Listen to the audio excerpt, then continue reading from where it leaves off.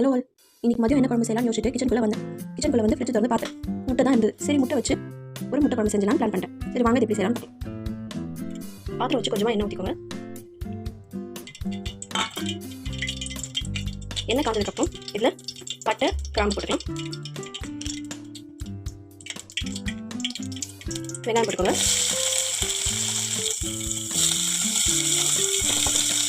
வெங்காயம் நல்லா வதங்கட்டும்.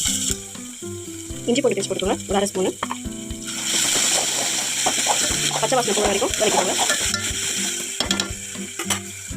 ஒரு 2 தக்காளி போட்டுக்கோங்க. தக்காளி நல்லா ஸ்மாஷ் ஆகிறதுக்கு கொஞ்சமாக உப்பு சேர்த்துக்கலாம்.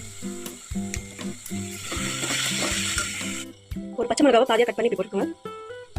வெங்காயம் தக்காளி நல்லா ஸ்மாஷ் ஆனதுக்கப்புறம் ஒரு 1/2 ஸ்பூன் மஞ்சள் தூள் போட்டுக்கோங்க. ஒரு 1.5 ஸ்பூன் மிளகாய் தூள் போட்டுக்கோங்க.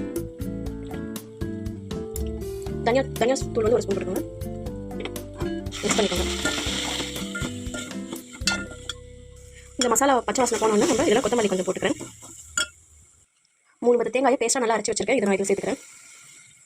இது நல்லா மிக்ஸ் பண்ணிக்கோங்க. தண்ணி ஊற்றிக்கலாம். தேவையான அளவு தண்ணி ஊற்றிக்கோங்க. குழம்பு கொஞ்சம் திக்காக வேணும்னா கொஞ்சமாக தண்ணி ஊற்றிக்கோங்க. கொஞ்சம் தண்ணியாக வேணும்னா தண்ணி கொஞ்சம் ஜாஸ்தி ஊற்றிக்கோங்க. நான் இன்றைக்கி நார்மலாக ஊற்றிருக்கேன். அப்புறம் இதுக்கு தேவையான அளவு உப்பு சேர்த்துக்கலாம். இது நல்லா கொதிக்கட்டும். குழம்பு கொதிச்சிட்டு இருக்கு. இதில் முட்டையை சேர்த்துக்கோங்க. நான் ஆல்ரெடி 2 முட்டையை சேர்த்துக்கிட்டேன். இது இப்போ இது நல்லா குக் ஆகட்டும்.